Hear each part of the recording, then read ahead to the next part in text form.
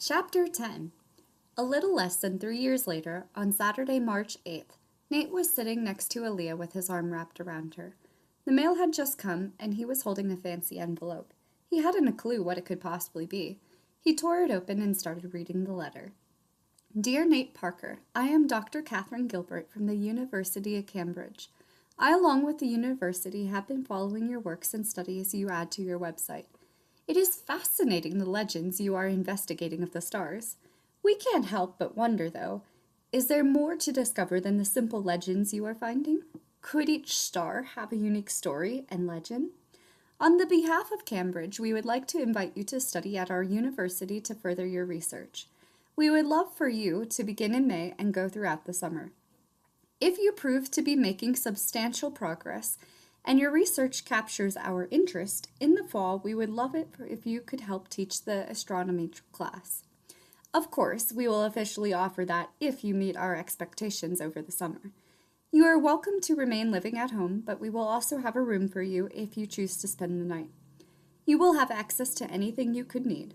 Others will be studying throughout the summer, so the campus will not be completely empty. The cost is fully covered and at no charge to you. If you would like to take advantage of this opportunity, please let me know by the 1st of April. Dr. Catherine Gilbert, Professor of the Sciences, Director of Communications, University of Cambridge. Nate sighed heavily and set the letter on the side table next to the love seat couch. Aalliyah met his eyes and saw he had gone pale. What's the matter? She inquired. He answered, stunned, Nothing is the matter. I was invited to study at Cambridge. That's amazing! Then she realized he wasn't sharing the same excitement as she was, isn't it? It is, he sighed, but I would have less time for you, and you are my everything. It's only an hour from here, so I could commute each day. However, I'd be worried I wouldn't always make it back in time to walk you home from the library. If I get too caught up in research, I might end up getting home late some nights. Right now it is only for the summer, but then I will be considered to be an assistant professor. Wow! Yeah, it is incredible to even receive this opportunity. I honestly would be a fool to turn it down. I would be able to really take my astronomy studies to the next level. Nate, she said soothingly as she stroked his cheek, we have been together for 4.5 years. You furthering your studies will not divide us, if that's what you are worried about. Oh, I would never let that happen. If I even felt the slightest divide growing, I would give it all up to be with you. I will always choose you. And I will always choose you. I love you, Nate. I love you too. When do you have to let them know by? By April. I will see what the stars tell me tonight and have my decision made by morning. That evening, Nate sat out on the deck observing the stars between the few clouds that floated across the sky. Aalliyah and Jeramie watched him from inside the house so he could concentrate on and read the stars accurately as possible. They saw him sit down on one of the chairs and rest his head on his knee. He seemed to be staring off at the hills in the distance instead of the stars, so Aalliyah decided to emerge from the house. He heard the sliding door glide, but didn't turn. Aalliyah thought, what did the stars say? He answered with a slight sigh, They say it is my destiny to go, and if I do not go, my life will never be complete. I don't understand how they can say that, because you complete me. Yes, but so does your work with astronomy. Maybe at Cambridge you will uncover something really significant that will impact future generations.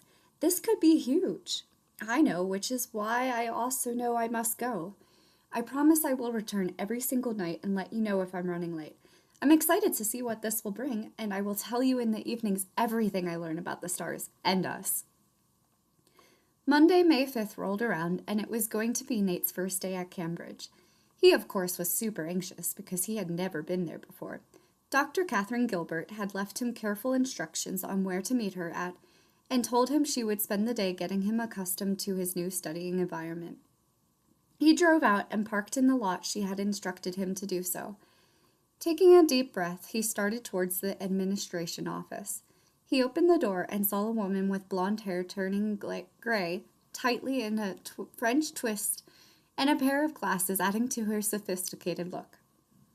Beside her stood a lady with raven hair and beautiful sea blue eyes. The lady seemed shy and delicate. Her hair was pulled back with a lilac bandana, which matched the color of the shawl she wore over her shoulders. She didn't seem like she was a professor based on the way she stood. She was lacking confidence, and her outfit resembled something a student would wear. It was a decent top in carnation pink, and her skirt was a rich magenta, but fell only to her mid-thigh. Typically, professors would wear skirts or dresses that came down to their mid-shin or wore dress pants. On her feet was a pair of black sandaled heels. "You must be Nate," said the older woman, turning away from the girl to face him. "I am Dr. Catherine Gilbert. This is Lucy. She comes from Jeramie and is also studying here throughout the summer. Her focus is also astronomy, but on a larger scale than your research. She is looking into the entire galaxy and its functions. She aims to discover more about other galaxies beyond ours. She had only arrived a few minutes before you. I will be showing you both around. I will begin by showing you around the campus and then end with taking you to your rooms. Feel free to ask questions as we go." Dr. Gilbert walked the two through the academic buildings, weaving through the maze of hallways, showing them the labs that would be most beneficial to their research. The buildings that wouldn't have anything useful for them, she described the purpose of it from the outside. Dr. Gilbert mentioned, "Of course, you are welcome to go inside if you desire, but I cannot think of how it may be helpful for you, unless you choose it as a study location. Then over here we have the most significant place, the library. The first 4 floors are filled with books, old and new. You will find a quality section on astronomy on the 5th floor. The 5th floor is where the giant skylight is. The floor is mostly empty except for different telescopes and books on astronomy. I am guessing that will be where the two of you will end up spending most of your time." The three of them went inside the library, and then the professor was able to help them get the lay of the land and find the staircases that would take them to the other levels. The two students were amazed at how lovely the inside was. Then Dr. Gilbert took the two to another large building. She gave no explanation, though, and silently walked the halls. Suddenly, she stopped. She pointed to the one door and informed, "Lucy, this is your room for the summer and possibly the fall. Nate, yours is right here. We find at Cambridge our students do better when placed near those studying topics similar to their own, which is why the two of you are side by side. Here are your keys. If you need anything at all throughout your stay here, I am in the office every weekday from 9 o'clock until 4 o'clock in the afternoon. I expect both of you to have a paper written on your research discoveries here by August 1st. It will then be reviewed by our scholars, and shortly you will be informed if you will be returning home or made assistant professors. If you make it to assistant professors, we will work with you to possibly become professors teaching your own courses. I will see you both around." Dr. Gilbert turned on her heels, and her shoes clicked as she retreated back the way they had come. Nate and Lucy shared an awkward smile, and Nate concluded, "You're quiet. You've not said a word since I arrived. Is everything okay?" "Yes," Lucy replied. "I just feel out of place here. I've never left Germany before. Back home, I would teach classes in high school or to the public interested in what I am studying. I would speak with confidence, but that was my realm. I can talk about my work for hours, but little things are harder for me to speak about. I often keep to myself until I feel at home in a new environment with new people, so forgive me if I don't speak much to you. Although I might, given we both love the stars. Perhaps Dr. Gilbert is right. Maybe we can learn from each other. I never had a study buddy before, so I don't know how to collaborate well. That makes 2 of us. So, do you have someone special waiting for you back home?" "No, that's one of the reasons I jumped at this opportunity. There really isn't anything in Germany for me. If I always stay there, I'd never advance my career. But you have someone special." "How do you know?" "I can see the glow of love in your eyes. It's beautiful. How long have you been with her?" 5 years in November. That's amazing. I hope someday to find that kind of love. May I ask where you are at? What stage? Dating, engaged, married?" "Dating. But we've been living together for the past 2 years now." "Any plans to propose to her soon?" "When the stars tell me it is the right time, I will, but we aren't quite there yet." "So, how did you meet someone that stole your heart? How did you know it was her that you were meant to be with?" "I looked to the stars and they led me straight to her." "You love the stars as much as I do, so perhaps the stars will also lead you to your Prince Charming, or you to him. I know before I met Aalliyah, I used to dream about what my future love would be like. It was so entertaining. Do you ever dream up a vision of what you want him to be like? Lucy chuckled. I imagine him as in love with the night sky and the world beyond as I am. Perhaps a professor. I picture the two of us teaching a class together to a group of students eager to learn what we have discovered. Have you ever read the stars to see if they dropped any hints for you? No, I'm not into astrology, really. I'm more intrigued by the larger picture and what else is yet to be discovered in other galaxies. Maybe there's a galaxy where fairies live, or one that is thriving better than the Milky Way. And if it is, I want to know why. Wow, you are really diving deep. I hate to say it, but I can't be sure Dr. Gilbert was right. We'd make good study buddies because our level of focus is vastly different. Still, what you are studying is fascinating. Well, I am going to retreat to my room and set up my desk, and I'm sure you'd like to unpack and rest after the journey you've had. Lucy nodded. Nate walked in his room and glanced around. The wooden furniture gave the feeling of old times off, and the dimly colored walls added to that. It almost felt as though he had fallen through time. He set his bag down at the foot of the bed and went over to the dark-colored wooden desk. Lightly, he ran his hand across it as if wiping off dust, but it had been spotless. Then he turned to face the bed and let his eyes survey the room. The bed was surprisingly large, as it was a queen size. Nate wondered if the rest of the dorms had sleeping quarters so large, or if it was only for those really into their research and on their way to professorship. Nate walked over to the window and drew the curtains. He could see the other buildings on campus and the library standing proudly in the middle. For a moment, he took the view in and then went to his bag. He unzipped it and pulled out his notebook and a library book. Returning to his desk, he added a picture of Aalliyah and smiled. Suddenly, the empty room felt alive with her bright smile glittering from the picture frame. Feeling a little out of place and lost as to where to begin, he pulled out his books and notes and started reading it over. An hour or so had gone by when a knock came from his door. Nate rushed over to stand up and hurried to get it, assuming it was Dr. Gilbert. However, instead it was only Lucy. She shuffled her feet and broke eye contact for a moment, as if uncomfortable. Softly she declared, "It is summer, so the campus is scarce, and other than Dr. Gilbert, you're the only person I've met. I am very independent once I feel at ease in my environment, but I'm not at that level yet with Cambridge, so right now I'd prefer company. Would you like to come with me to the dining hall?" Nate laughed. Wow, that was the most worded way you could possibly ask such a simple question. I'm sorry, I was trying to prevent it from being an awkward question. How would it have been awkward? If I would have just said, hey, want to go to lunch with me? It could have come off with the wrong energy. I would never want to imply something I wasn't intending. If I didn't lead into it, you may have thought I meant on a date level, but I would never. Lucy, you're fine. I wouldn't have thought that. You are the only person I know too, and eating alone is awful. I'll join you for lunch, but you don't need to be so frightened to ask. Be bold. Well, it's just one time I was bold and flat out said about going to lunch, and the guy thought I meant dating, and it made the meal so uncomfortable once he realized that wasn't the case. I didn't want history to repeat. Oh, that does sound awful. I understand you're cautious. Then the two walked across campus until they arrived in the dining hall.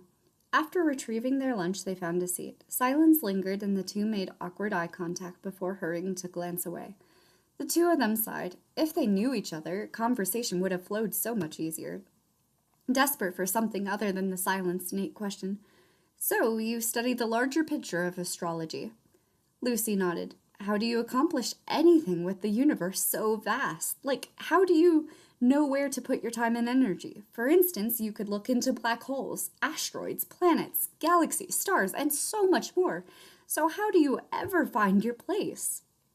Lucy remarked, I could ask you the same question. How do you focus only on the smallest part of the universe, the stars, let alone one or two stars at a time?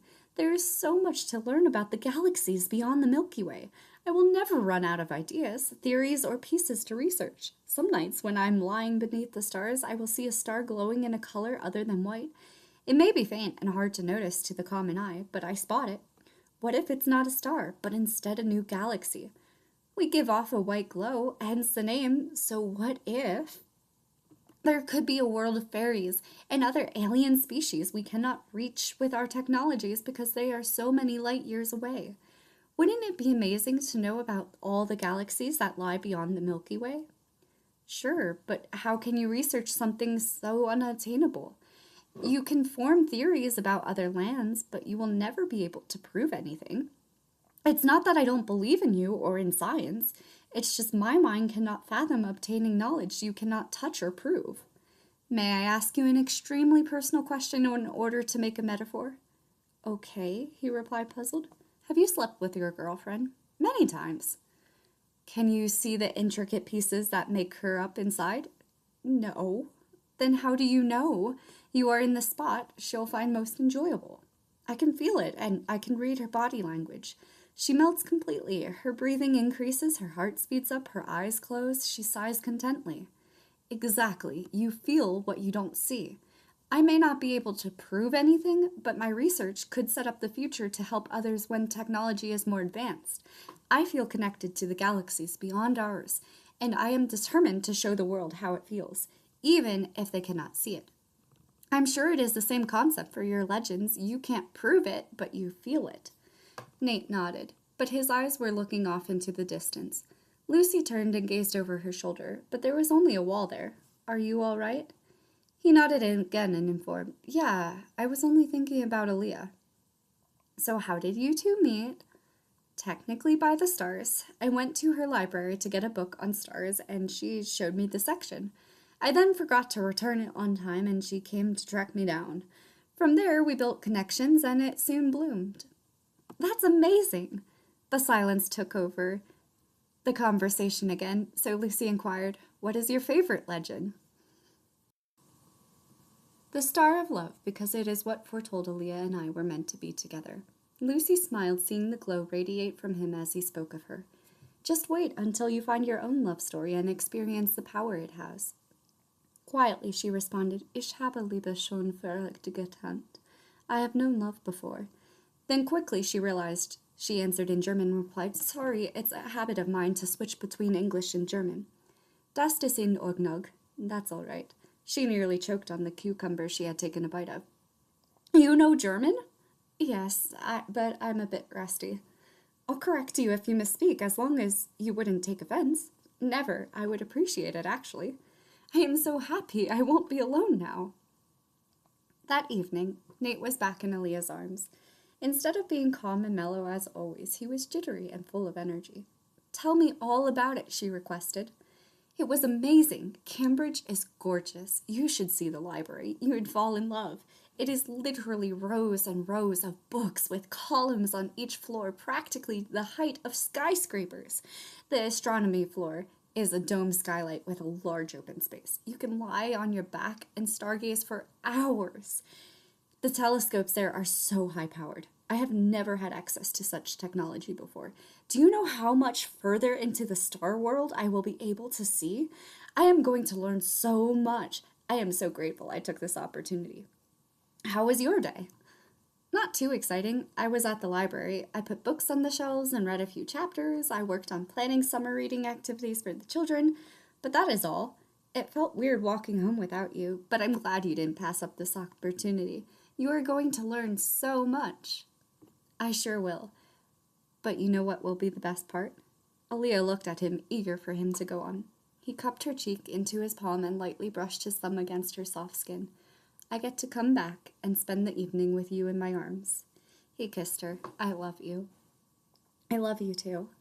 The whole world can see how strong our connection is, even without seeing you next to me. I met another student like me studying the stars from Germany. We got lunch in the dining hall together, and I couldn't stop talking about you. She said she could see the love I have for you radiating everywhere I went. I would be so lost without you. You are my star and my guiding light. The next morning, Nate set off for Cambridge. The entire drive, he thought about what he wanted to accomplish for the day and decided his top priority would be to find his focus of his research. He wanted his topic to be something intriguing and mind-blowing enough to earn the position of assistant professor, because then he'd be able to use the campus resources more and really dive deep into the space world. The only way he'd get anywhere, though, was by going to the library.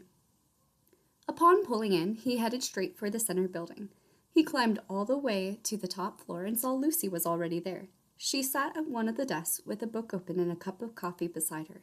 "Good morning," he stated. She put her finger on the page and turned to meet his eyes and then replied, "Good morning." "Have you been here long?" "Only about half an hour." Nate joked, "So, are you doing your research or finding the fairies in the fairy way?" Seriously, she answered, "No, I haven't chosen my focus of area yet." "Like you said yesterday, I'm studying the world so broadly, it's limitless. Choosing one piece to focus on for a research paper is a challenge.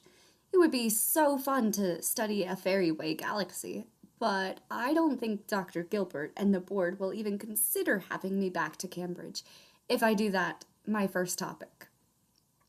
Now, if we were in Ireland or even Scotland, that would be the best paper you could ever write about. However, this is England, and they are far too serious here to read how fairies live in another galaxy." "What book are you reading?" he sought, peering over her shoulder. "An Introduction to the Universe." "I know, it typically would be something you would read if you were just gaining an interest in astronomy or if you are a teacher teaching it, but it loosely covers everything. I'm hoping by reading it I will find inspiration.